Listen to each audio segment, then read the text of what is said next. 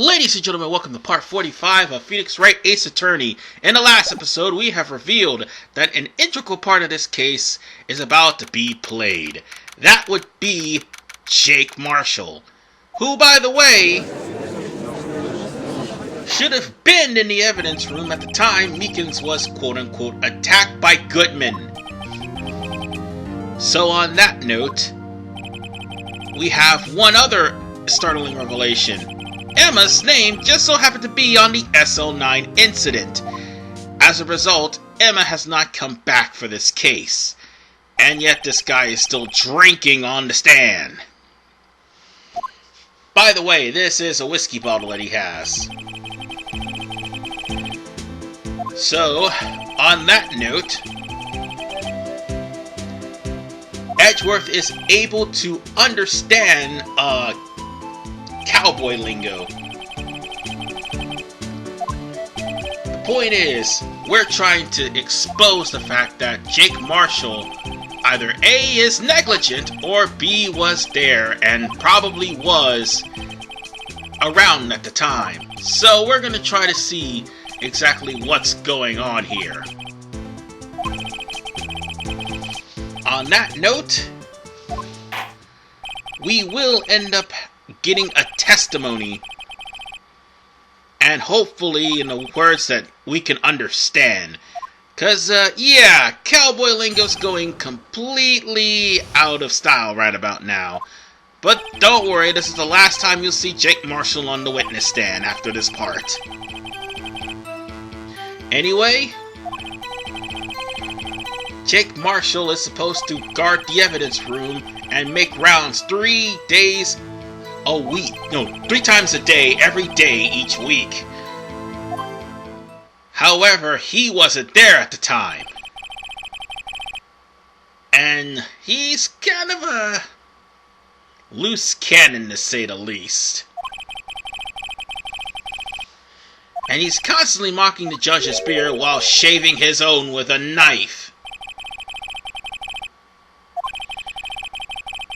I mean, he unfortunately does not know that there's a fingerprint activated sensor on the locks, because he only knows about the ID lock. Unfortunately, that's going to come to bite him in the ass later. And it would seem that Mr. Goodman, I mean not Mr. Goodman, I meant Mr. Marshall, doesn't understand that, he actually does have something to do with this case. So all I have to do is pull out his fingerprints right at this point here, or the last one. It doesn't matter which one, you just pull out his fingerprints, and let's see him sing like a birdie. Now then, it turns out that bloody fingerprints was on his locker, and yet he doesn't know about it.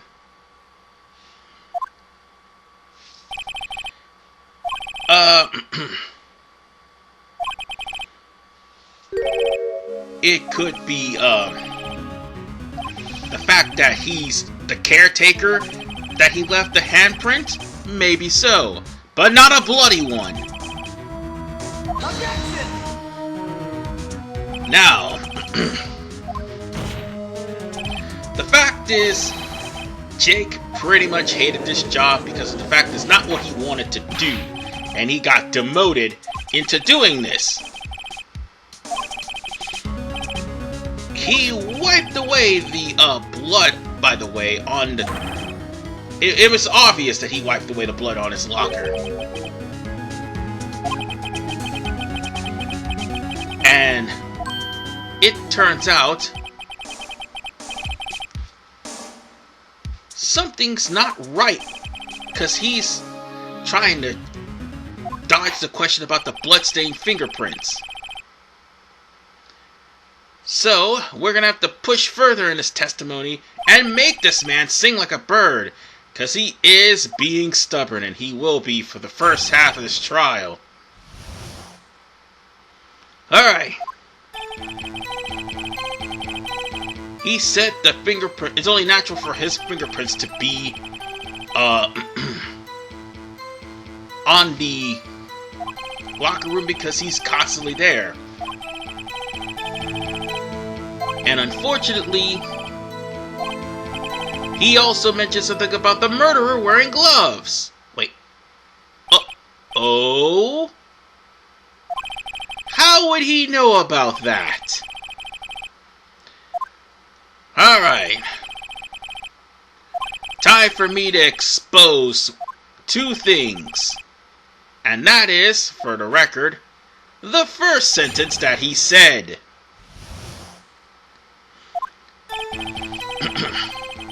You might want to press that sentence right there. He said it's only natural that his fingerprints is there, and also it talks about investigating the lockers and all that good jazz. However, here's a shocker, that handprint locker is his! So obviously there's a fingerprint there. But one thing people don't understand is why is there a blood print on his locker? That's the thing we want to actually examine, or more importantly, look into. Because it would pretty much break open this murder case. Okay, this murder case of the same victim, that is. So where we want to go is the last statement in his testimony, which is the one about somebody wearing gloves. And by the way, him saying that's unrelated is kind of BS, because we're about to break that open by pressing this statement right here. First off, how would he know that? And secondly, last time I checked, Meekins didn't have any gloves. There was a glove found near. There was a blood print found on Gumshoe's locker, and the only reason there was no actual fingerprint was because of the fact that the person was wearing gloves. And again, I need to stress, Meekins during that time was not wearing any gloves. So, with that said,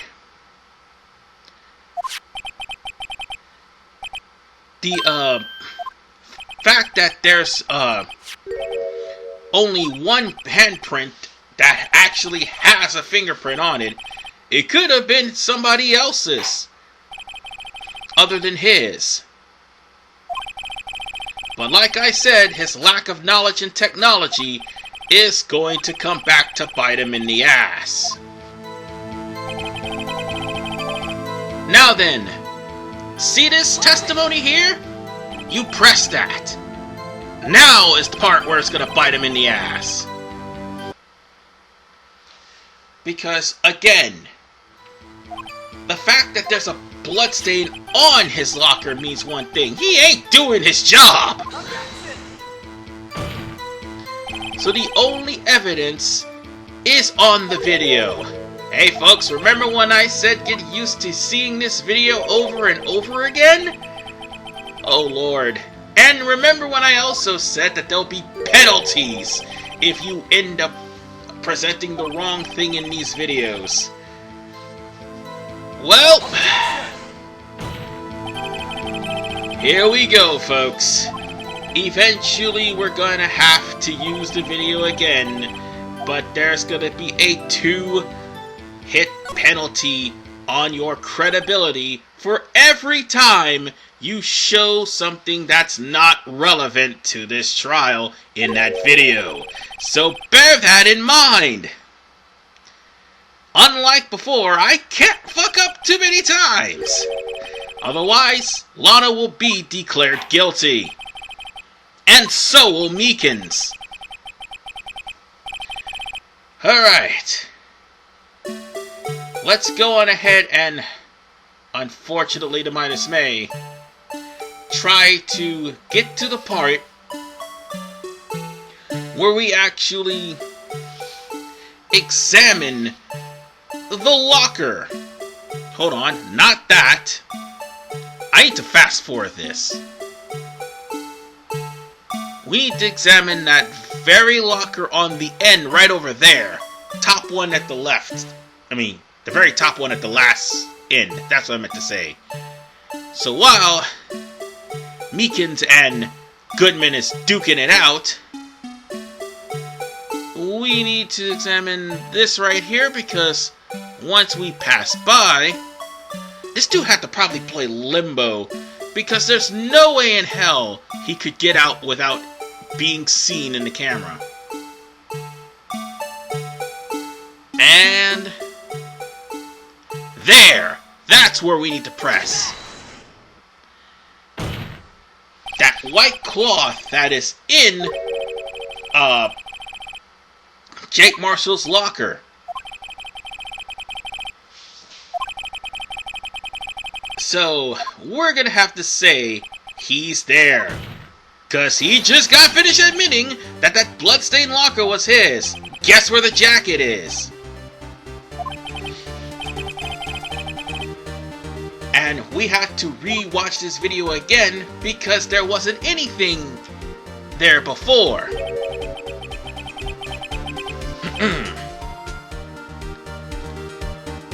It was empty when Goodman arrived, and it was pretty much full once he left, and nobody saw him leave. That's the problem. So on that note, the exposure comes true that Jake Marshall may be responsible for this.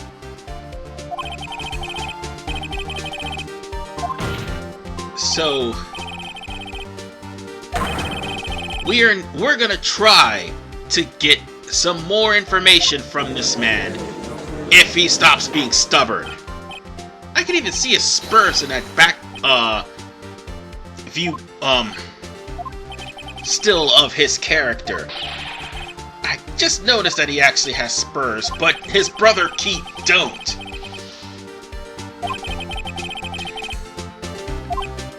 And he just got finished looking completely stupid. He just realized that he made one terrible mistake. And that mistake is the locker itself. He just mentioned that there's no way anybody can pin it on him except the locker. We just got finished talking about the fingerprint sensor and how your fingerprints is on the damn locker. That's the only way you can open the locker. And it can only be opened by detectives, meaning while he's been demoted, he never lost his code.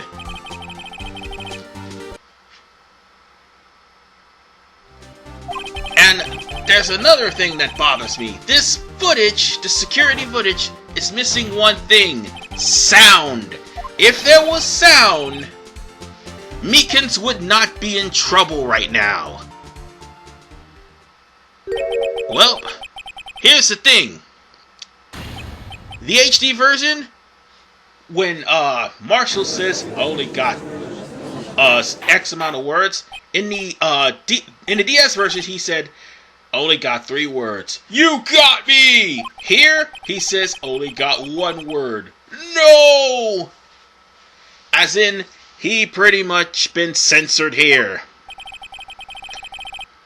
I don't know what to say and why they didn't do that, but that's exactly what they did.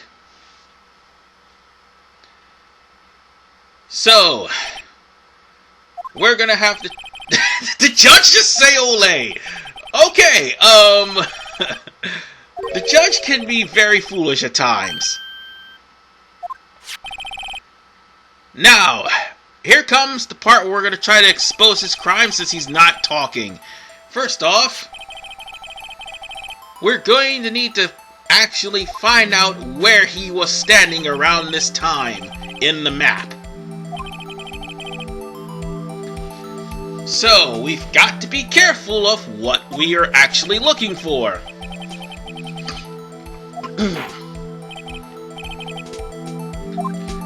So, what we need to do is to present the V. Not the K, the V. Take that. Now, with that said, this here means that the Goodman that was in the locker was not Detective Goodman. It was unfortunately Jake Marshall. Now comes the part whether or not we can actually connect this to Jake Marshall. Because we all know how this is going. We're in a good vibe. We've got a good thing going. And more importantly, we got all the pieces falling together, only for it to be debunked by two words: circumstantial evidence. Although, even though Meekins testified that Goodman reacted and tried to kill him with a knife, and more importantly, stabbed Meekins with said knife,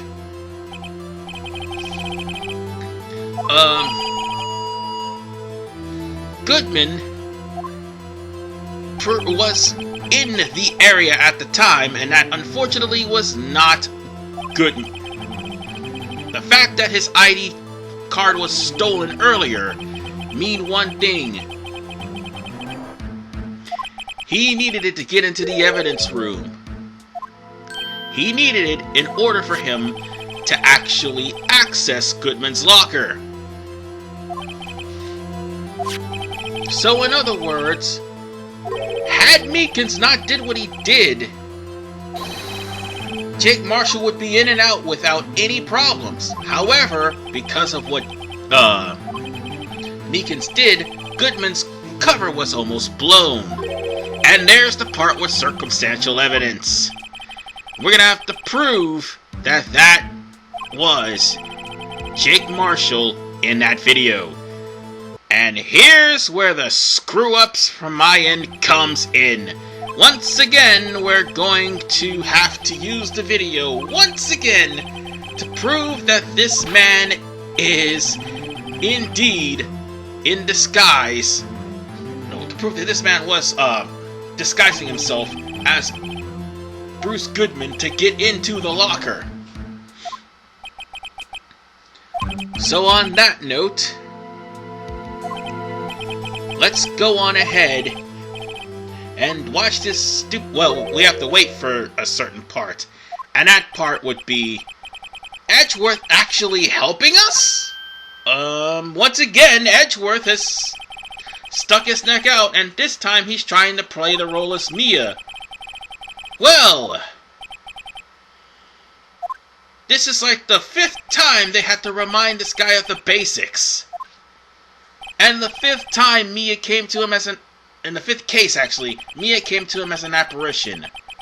I understand that he's still distraught over Mia, but he was supposed to strike out on his own in this case, but unfortunately that did not happen. So on that note, we're gonna have to try to find out exactly why Jake Marshall had to come in as Bruce Goodman. I'm sorry, I stuttered there earlier. And you have to find out what exactly he's doing. I mean, you know it's the evidence locker because that's the first thing he went into, according to the video. But the question is, why did he have to go through such great lengths to do this? So, we'll have to expose that fact, and we'll unfortunately have to use the video one last time. And now, here's the part where I say, this is going to be the part where I screw up. And also the part where that stupid blue badger screws me over. Alright, here we go. We've come to this part here. And you see that credibility? It's gonna take a hit. And I'm gonna show you in just a minute. Because you see, when I was recording this, I was trying to fast forward, and I was trying to press on to Goodman's jacket, which is what you're supposed to press on. And here's the problem. While I fast forward, I tried to get to the part where we need to show the evidence. Now then, upon doing so, I tried to go back to... Hold on. I tried to rewind, and I tried to pause. I accidentally, by the way, instead of pressing Goodman's jacket, accidentally pressed that fucking badger! Ugh! The aggravation! Well, now that you saw that, I'll cut to where I actually get to what we're supposed to do. Alright, let's try this again. There we go. Right, hey, pause. No. Back. There we go. Right here. Let's present this shoulder that's full of blood. And with that said, even though the disguise was good, there was something that was unexpected. Aside from Meekins barging in, Meekins' blood ended up on the shoulders of the coat. If it wasn't for that, all it would have been is just him going in, getting the info he needed, and leaving. Which, to be honest, would have raised even more suspicions. And that suspicion being, well, Goodman being dead. Which means, how in the world could Goodman actually go into the evidence room and be murdered at the exact same time? Something that Jake Marshall pretty much did not think about when he did. But he also brings up something. That if Edgeworth was half as persistent as he was 2 years ago, this would not have been a problem. By the way, before this whole ordeal came about, he was actually helping Wright because of the fact that the prosecutor's office was under his, under Wright's protection. So, he's confessed. He's pretty much revealed everything. He's revealing his soul, and there's literally not much else to say.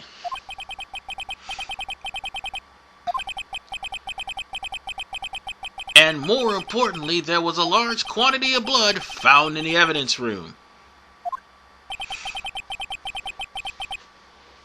That being said,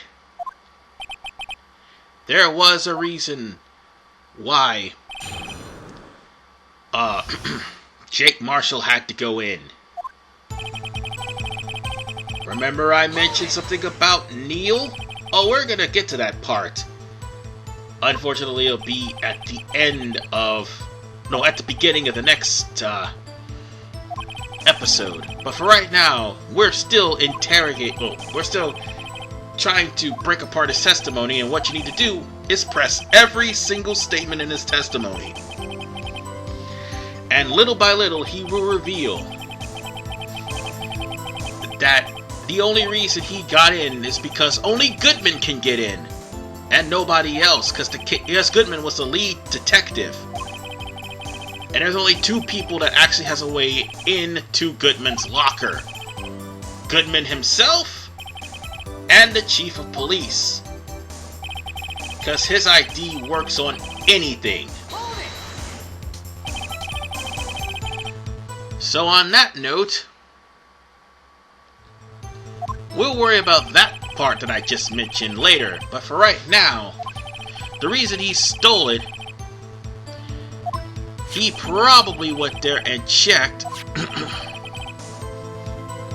He went there disguised himself as Goodman so that he would not be arrested for stealing evidence. And he started to file the report. Well, Goodman started to file the report till he realized that it was Jake Marshall that stole his ID. That's the only reason why there's a report filed in the first place. So,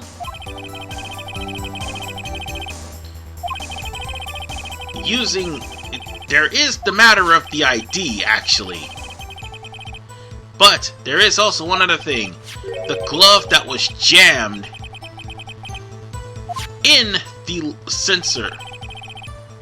That, by the way, was probably Goodman himself. So on that note, nobody expected Meekins to be there. But here's something that needs to be mentioned. In case anybody has forgotten Meekins' testimony, he pulled the Blue Badger in and out of the evidence room at the time. Guess who ordered him to do that? So on that note,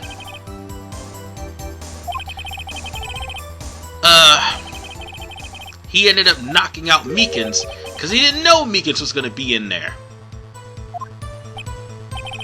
But the fact of Meekins even being in the evidence room all but blows this case over. After all, Get was the one who ordered him in.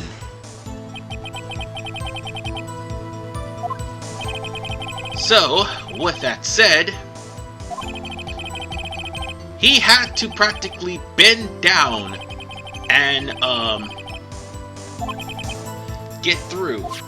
However, if everything would have went to plan, he would have erased the part of how him going through. However, there'd still be the ID log, which he probably would have forgotten. Oh, and the fingerprint locks was put in by also Damon Gant to make sure that anybody goes in and out of the evidence locker will have their fingerprints traced.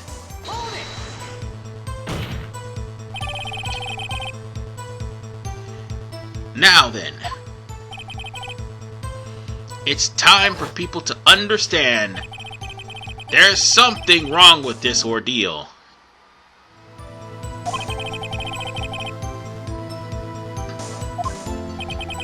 The evidence was all gone.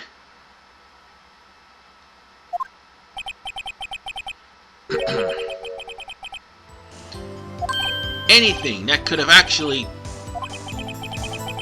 bust open the SL9 case, or at least reopened it, was all gone. And we need to get to the bottom of this.